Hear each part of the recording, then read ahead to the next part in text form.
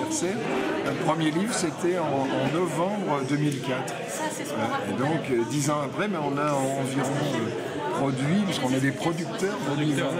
On se considère comme des producteurs, comme d'autres produisent du miel ou des poireaux. Producteurs de livres, donc on en a 70 titres aujourd'hui. Et voilà, et donc on essaye de partout, parce que les livres, il faut les porter, ils ne se portent pas tout seuls, contrairement à ce qu'on voit. Ouais.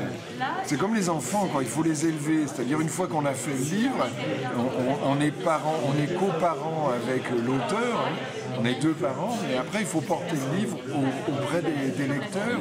Il faut arriver à leur expliquer ce qu'il y a dans les livres, parce que c'est pas évident d'entrer dans un livre. On sait qu'un livre nous a plu que quand on a fini de le lire. Ah oui, il faut l'avoir lu.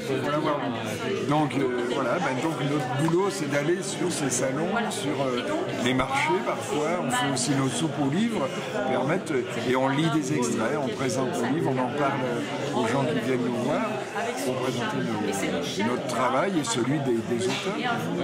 Si on ne le fait pas, personne ne le fera. C'est important. Donc voilà, le dernier, c'est d'actualité.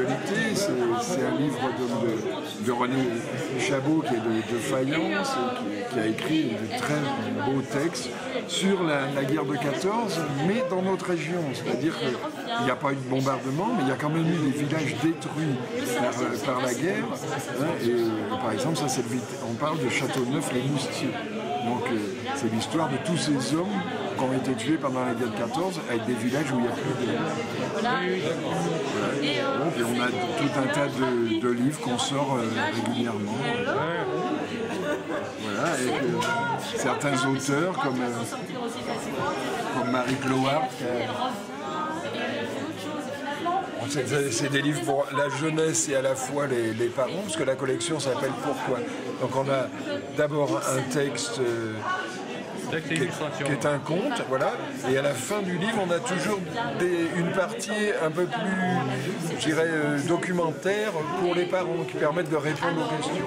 Là, on a deux animaux, on a le lézard vert occidental et le potirinolophe, ce sont deux animaux du Verdon, et là on explique qu'est-ce que sont ces animaux. Parce que les enfants ils posent des questions, et pourquoi le lézard il fait comme ça, et qu'est-ce qu'il mange le lézard? Il faut avoir les éléments pour y répondre, et là il y a tout. Voilà. Comme c'est aussi la Toussaint 1954, c'est le déclenchement de la guerre d'Algérie, déclenchement de la lutte armée par le FLN. Et donc on a deux livres qui parlent de ça. On a un livre de Sophie Alfieri qui est le témoignage, elle se met à la place de trois jeunes appelés qui ont fait la guerre d'Algérie. Donc son père a fait la guerre d'Algérie en 56-57 et il est revenu tellement bouleversé par ce qu'il a vécu qu'il a mis fin à ses jours quelques années après. Donc, et un jour, elle a trouvé une photo de son père dans un livre de Benjamin Stora, qui est le grand spécialiste, le grand écrivain spécialiste de la guerre d'Algérie. Et donc, elle a voulu en savoir plus. Elle a fouillé dans les affaires de son père, elle a trouvé plein de photos derrière lesquelles il avait noté des choses. Et c'est à partir de ça qu'elle a commencé à écrire. Et Benjamin Stora l'a encouragée. D'ailleurs, on a une préface. Et le pendant, c'est une femme algérienne, Soumia Amar Kodja, qui a dû quitter l'Algérie en 1995, menacée par les islamistes. Parce elle était professeure à l'université d'Alger, professeure de français. C'est une intellectuelle plutôt, je dirais, avancée. Et donc là, c'est des nouvelles qui parlent à la fois de l'Algérie, de la France, de ce lien qu'on a depuis très longtemps avec ce pays. Le lieutenant Valier, Gleb qui a dirigé le maquis du Haut-Var, le maquis de Camp-Gers. Ah oui, d'accord. Il y a beaucoup à dire. Voilà. 1851. Alors on n'a pas que la guerre, hein. Oui, il y en a d'autres. On a aussi le bonheur.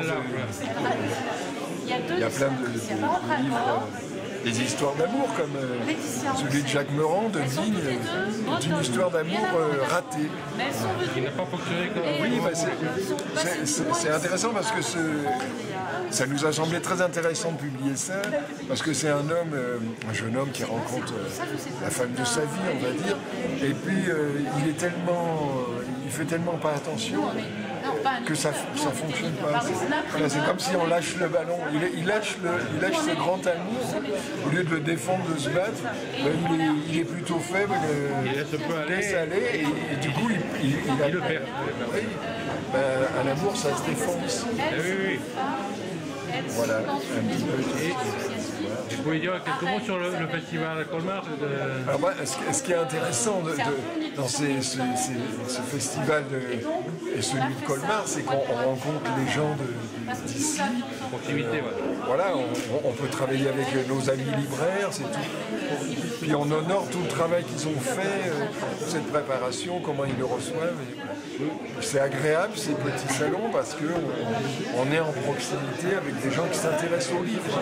On n'a pas uniquement des badauds qui viennent voir des vedettes. C'est que des petits éditeurs, des auteurs pas très connus. Donc les gens viennent vraiment parce qu'ils s'intéressent aux livres et ce que les autres ont à partager à la littérature. Voilà, il y a plus d'intérêt, il y a plus de convivialité. Et c'est ce qu'on aime dans des salons de ce type, dans nos villages. Quoi. Ouais, salon de proximité. Voilà, Dans des lieux qui ne sont pas habitués à voir cette culture qui s'approche des gens. Voilà. Parce que la culture, elle est partout, elle n'est pas comme dans les grandes villes. Et oui, elle doit être partout d'ailleurs. Il faut un peu le montrer. C'est un peu plus compliqué, mais il faut un peu insister. Voilà. Je crois que c'est très important et c'est pour ça qu'on fait attention à toujours venir dans ces salons pour qu'ils continuent à y... Oui, parce que c'est un peu dur à mettre en place. Il faut trouver les bonnes personnes, le bon financement et tout ça. Et on rencontre plein de gens intéressants. Ben, je vous remercie. Merci à vous.